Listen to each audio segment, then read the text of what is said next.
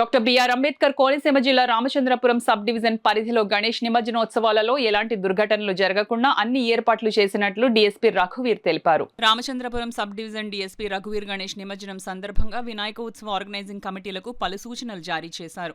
Ramachandrapuram police స్టేషన్లో మీడియాతో మాట్లాడిన రఘువీర్ ఈ సంవత్సరం సబ్ డివిజన్ పరిధిలో సుమారు 670 గణేష్ విగ్రహాలు ఏర్పాటు చేసినట్లు తెలిపారు. గత ఏడాదితో పోలిస్తే విగ్రహాల సంఖ్య పెరగడం వల్ల మరింత జాగ్రత్తలు తీసుకోవాల్సిన అవసరం ఉందని అన్నారు.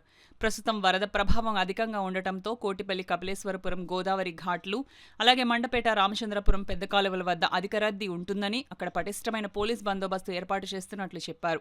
ఉత్సవ కమిటీలు గణేష్ నిమజ్జనం ఎప్పుడు, ఎక్కడ, రూట్ మ్యాప్, పాల్గొనే భక్తుల సంఖ్య వంటి వివరాలను ముందస్తుగా పోలీసులకు తెలియజేయాలని ఆయన విజ్ఞప్తి చేశారు.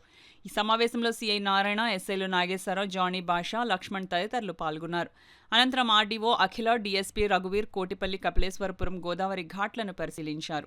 చేసుకోవడం జరుగుతుంది. ఆల్రెడీ గంగవరం గోదావరి ఘాట్లో కావచ్చు, కపిలేశ్వరపురం గోదావరి ఘాట్లో కావచ్చు, కావాల్సిన అరేంజ్మెంట్స్ అన్నీ కూడా స్టార్ట్ చేయడం జరిగింది.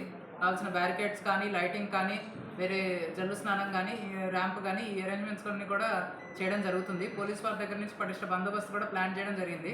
కాబట్టి ఉత్సవ ఆర్గనైజింగ్ కమిటీ వారి దగ్గర నుంచి ఈ సహకారం కావాల్సిందిగా పోలీసు వాళ్ళు కోరడం జరుగుతుంది.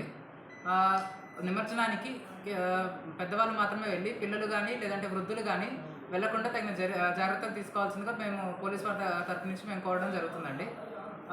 గోదావరి ఫ్లో ఎక్కువగా ఉన్న విషయం మనకు అందరికీ తెలిసిందే. సో ఇట్లాంటి సమయంలో ఆల్రెడీ మనకి లాస్ట్ టైం 2024లో దుర్గా నవరాత్రి సందర్భంగా 2 మునిగి చనిపోవడం జరిగింది. ఈ ఇన్సిడెంట్ మనకు ఆల్రెడీ ఒకటి హిస్టరీ ఉంది కాబట్టి దీన్ని దృష్టిలో పెట్టుకొని ఎవరూ కూడా జాగ్రత్త లేకుండా వెళ్ళి అవాంఛనీయ సంఘటనలు ఎదురుకాకుండా చూసుకోవాలని మేము పోలీస్ వారి దగ్గర నుంచి రామచంద్రపురం సబ్ డివిజన్ నుంచి అలానే రామచంద్రపురం సర్కిల్ కానీ, మండపేట సర్కిల్ పోలీస్ వారం కానీ కోరడం జరుగుతుందండి.